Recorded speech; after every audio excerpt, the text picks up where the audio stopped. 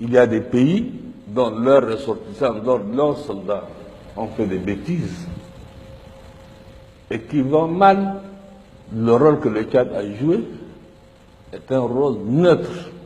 Vous pensez à la France, aux soldats de Sangaris? C'est un rôle neutre. Vous avez les soldats français, les soldats congolais, vous avez les soldats, je ne sais pas, d'autres nationalités aussi. C'est un rôle neutre. Par contre, les autres n'ont pas joué un rôle neutre. Qui a armé les anti-Baraka? Dans la journée, un détachement de l'armée française vient en reconnaissance sur la base du caporal Rombo. Quand notre caméra s'approche, malaise. La conversation s'interrompt.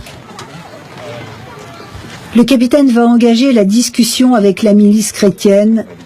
Il marche sur des œufs. Qui a armé les anti-Baraka avec des grenades?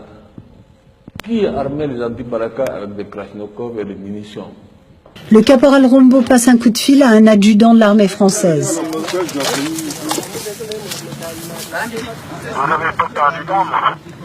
Non, on n'a pas perdu d'armes. Notre arme est restée avec nous, mais on a un problème de munitions là. Mais j'aime mieux. Qu'est-ce qu'on peut avoir? On peut se rencontrer aujourd'hui ou demain? Bah ok, j'aime mieux qu'on se rencontre dans l'après-midi là. Ouais. Ah, j'ai beaucoup de choses à vous dire. Ok. On fait comme ça? Oui, merci. Ok, alors à tout à l'heure. D'accord.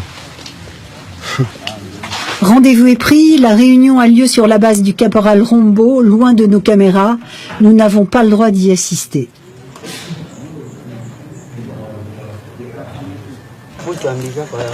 Après le départ de l'armée française, débriefing. Le colonel français nous a conseillé de nous rassembler en une seule base. Que nous soyons 10 000 ou 100 000 pour avancer. Rombo et ses hommes rêvent désormais d'un assaut final. Qui a créé le problème d'affrontement entre musulmans et chrétiens en République centrafricaine? Ce n'est pas le Tchad. On se rappelle? Sans problème. À bientôt. À bientôt. Visiblement, le désarmement des combattants chrétiens n'est pas à l'ordre du jour. Les Français repartiront sans saisir aucune arme. Notre interlocuteur prétend avoir eu des assurances de l'armée française. À la fin de la discussion, ils m'ont dit on se calme. Ils vont ratisser et dès que la voie est libre, on pourra avancer. C'est ce que l'adjudant m'a dit. Il m'a donné ses 2 numéros de téléphone. Le lendemain, nouvelle visite de l'armée française sur la base du caporal Rombo. Mais cette fois, plus question de nous laisser filmer. Ah, pas de vidéo. S'il vous plaît, on peut éviter?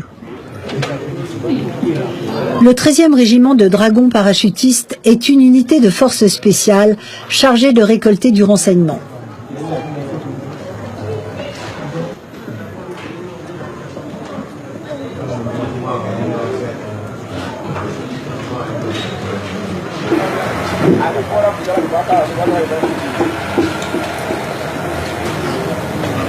L'heure de la revanche a sonné. Le soir, ils prennent la direction de Bangui pour se positionner aux abords de la capitale, juste à côté de l'aéroport tenu par les Français. Veillée d'armes et dernier conseil de guerre. Demain, à 2 heures du matin, nous allons attaquer. Quelles que soient les conditions. On va tirer avec la mitrailleuse. Mais soudain, le caporal Rombo est appelé par son aide de camp. Ouais.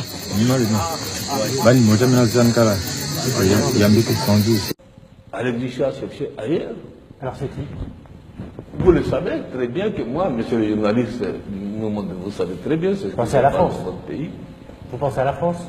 Écoutez, demandez à votre pays d'aller faire l'enquête, mais ce n'est pas le Tchad en tout cas. Les Sélékas seront désarmés, les Français vont nous laisser rentrer. Demain, la France va attaquer le quartier musulman. Et nous serons derrière pour coincer les gens qui fuiront.